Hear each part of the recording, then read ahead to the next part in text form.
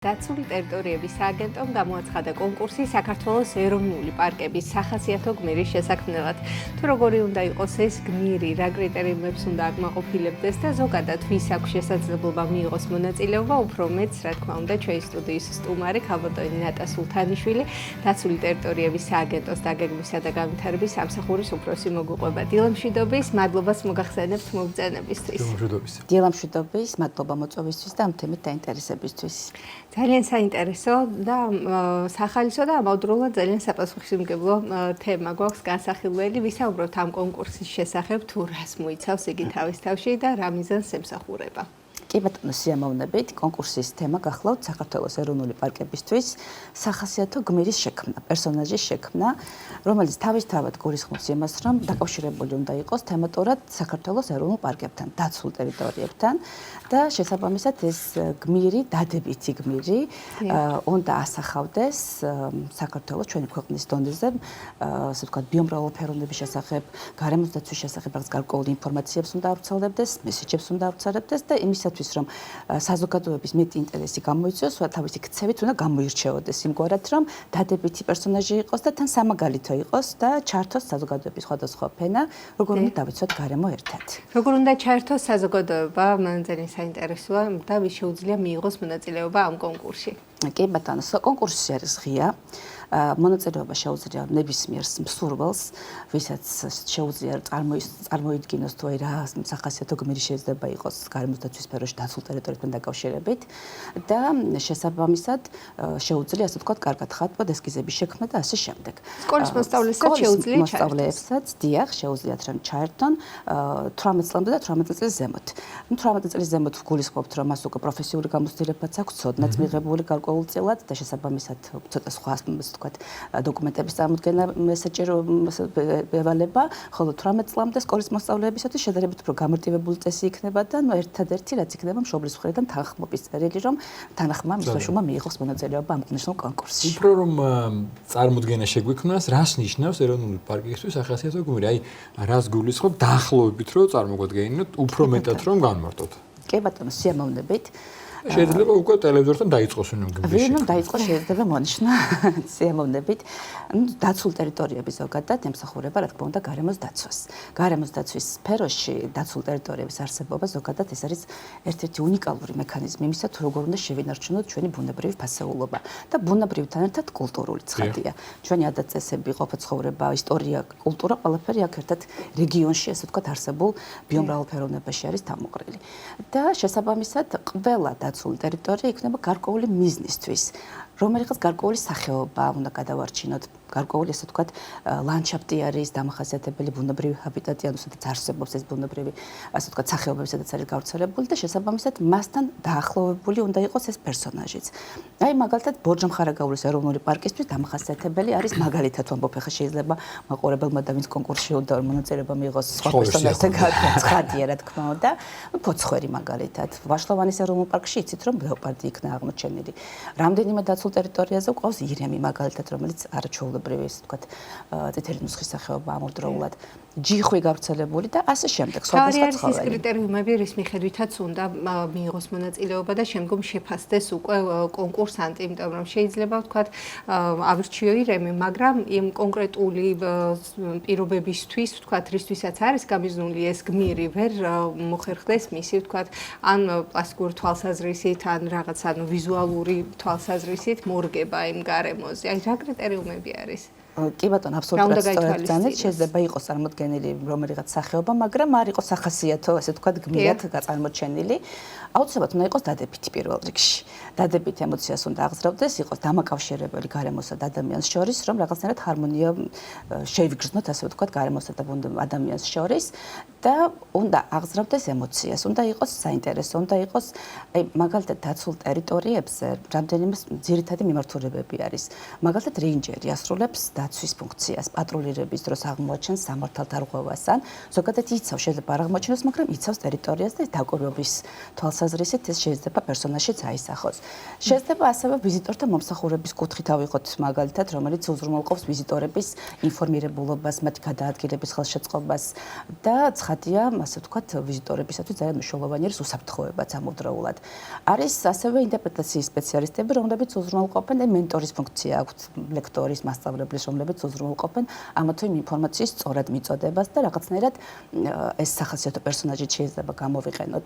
არსებობს ძალიან ბევრი მაგალითი სხვათა შორის მსოფლიოში. ერთ-ერთი ყველაზე ცნობილი 1954 წელს შეიქმნა ამერიკის შეერთებულ შტატებში Smokey Beer ეს არის დათუნია, რომელიც ასოცირდება ხანძრების პრევენციასთან, ნარჩენების მართვასთან და ეს პერსონაჟი გადაცმულია, ასე ვთქვათ, დათვის ფორმით დადის სხვადასხვა საბიზნეს ჯგუფებში. ძირითადად მაინც ინტერესდებიან ამაში ახალგაზრდების სკოლის მოსწავლეები და მათთან ერთად ხორციელდება წლის განმავლობაში სხვადასხვა საინტერესო აქტივობა, როგორ უნდა დავიცვათ გარემო იმისაგან, რომ ავიცილოთ თავიდან ხანძრები.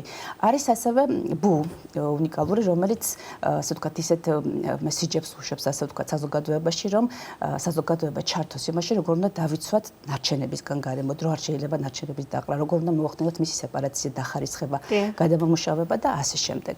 სხვადასხვა ქვეყანას თავისი ესეთ დამახასიათებელი, ასე ვთქვათ, ფიგურა ყავს, დამახასიათებელი ეგრეთ წოდებული მასკოტი, რომელიც სხვადასხვა მესიჯებით და გზავნილებით უზრუნველყოფს. როდემდე არის მიღება ესეც საინტერესო არის ჩვენი მაყურებლებისთვის. კი ბატონო, ზოგადად კონკურსის პირობები, ყველა პირობა ადვირთული არის ჩვენი დაცულ ტერიტორიების სააგენტოს ვებგვერდზე და შესაბამისად საბუთების მიღება უკვე დაიწყო.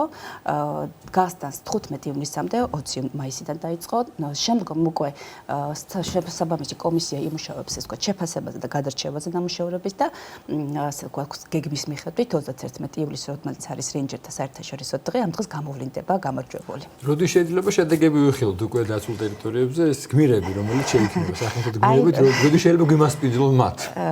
დაცულ ტერიტორიებზე ნებისმიერ დროს გიმასპინძლებთ ცხადია, მაგრამ მასკოტთან ერთად უკვე 31 ივლისის შემდგომ, როდესაც უკვე შედეგები გვექნება სახეზე და ჟიურის მიერ გამოვლენილი იქნება უკვე რომელიმე ერთი პერსონაჟი, რომელიც ჩავთვლით, რომ ასე ვთქვათ, აკმაყოფილებს ყველა იმ პირობას, არის დადებითი, არის ემოციური, არის ასე ვთქვათ, დამკვირვებელი და შეუძლიათ დადებითი ემოციების აღძრა საზოგადოებაში. მე მგონი ეს არ ვიცი, ამას გიფიქრია თუ არა და ერთგვარად არის თუ არა ესე ჩადებული, მაგრამ შესაძლოა ამან გააჩინოთ კიდევ ერთი მომენტი, რომ თუ აქამდე შეიძლება არ ვაქცევით ყურადღებას, აი რომ გავიგებ ვიღაც მოყვება დამხვდა, სიტყვაზე გამიჩნევს, რომ მოდი წავიდებ, ნახო, აბა როგორია ეს გმირი, როგორ მიყვება, ანუ კიდევ უფრო მეტი სრული გააჩნდეს ჩვენ წავიდეთ დაცულ ტერიტორიებზე. კი ბატონო, აბსოლუტურად გეთანხმებით, ასე ვთქვათ, გმირის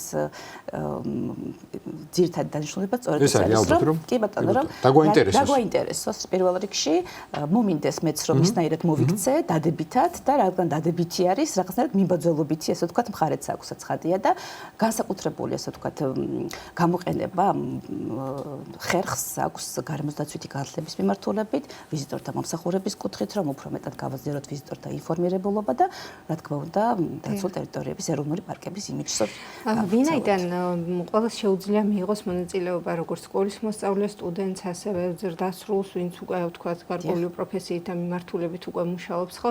რამდენად მარტივი იქნება გამარჯვებულის გამოვლენა, იმიტომ რომ სკოლის მოსწავლე პატარა შესაბამისად უფრო სხვანაირ ნამუშევარს წარმოადგენს, ვიდრე პროფესიონალი. აი ასეთ შემთხვევაში რის მიხედვით ხდება გამარჯვების გამოვლენა? გამარჯვებული. გეთანხმებით, ერთად ზოგადად კონკურსის პირობებიდან გამომდინარე, აუცილებლად უნდა გამოვლინდეს გამარჯვებული, მაგრამ ძალიან რთული არის და ჩვენ მქონია ძალიან ბევრი კონკურს ვატარებთ ხოლმე სხვადასხვა თემატიკით და ძალიან რთულია შერჩევა, იმიტომ რომ ძალიან კარგი ნამუშევრები შემოდის ხოლმე.